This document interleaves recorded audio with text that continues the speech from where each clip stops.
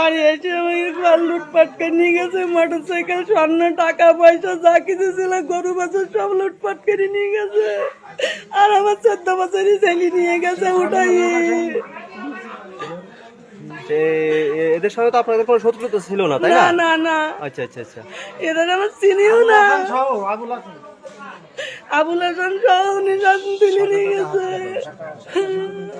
বাড়ির তো ঘর সব ভাঙচুর করেছে দেখলাম। হ্যাঁ, বাড়ির ঘর তো সব ভাঙচুর করে স্বর্ণলঙ্কা যা ছিল আপনাকে বাড়িতে সব লুটপাট করে নিয়ে গেছে। সব নিয়ে গেছে। আচ্ছা আর ঠিক আছে। মারধর করেছে। হ্যাঁ মারধর করেছে। হ্যাঁ আর স্টামে সই করে নিয়ে গেছে। খালি স্টামে সই করে নিয়ে গেছে। আচ্ছা ঠিক আছে ঠিক আছে।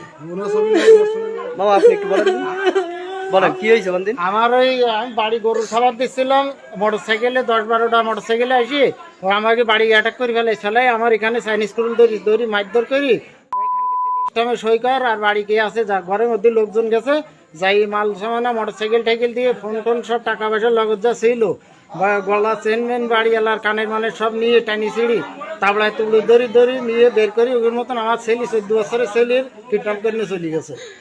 আমি বললি যে টাকা পয়সা রেডি কর 10 লাখ মতন করার পরে তার ছেলের মুক্তি। বলেন কি হয়েছে। আমাদের বাড়ি এসে আমাকে ঘর লুটপাট করে নিয়ে গেছে, মোটরসাইকেল, স্বর্ণ, টাকা পয়সা যা কিছু ছিল, গরু বাছুর সব লুটপাট করে নিয়ে গেছে। আর আমার 14 বছরই ছেলে নিয়ে গেছে উঠাই। এদের সঙ্গে তো আপনাদের কোনো শত্রুতা ছিল না, তাই না না? না না, আচ্ছা আচ্ছা আচ্ছা। এদের আমার চিনিও না। আবুল হাসান সহ উনি তুলে নিয়ে গেছে।